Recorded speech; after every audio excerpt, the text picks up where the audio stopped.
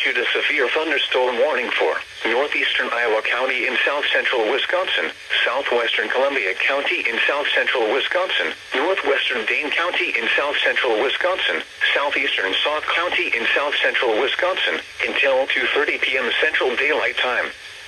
At 2 p.m. Central Daylight Time, severe thunderstorms were located along a line extending from near West Baraboo to near Prairie du Sac to near Mizumini, moving east at 55 miles an hour. Hazard, 60 miles an hour wind gusts and quarter-size hail. Source, radar indicated. Impact, hail damage to vehicles is expected. Expect wind damage to roofs, siding, and trees. Locations impacted include Sun Prairie, Waunakee, Windsor, Prairie du Sac, Sauk City, Lake Wisconsin, DeForest, Lodi, Gwinnett, Mizumini, Black Earth, Rio, Dane, Arena, Arlington, Merrimack, Harmony Grove, Morrisonville, Token Creek, and Aki. For your protection, move to an interior room on the lowest floor of a building.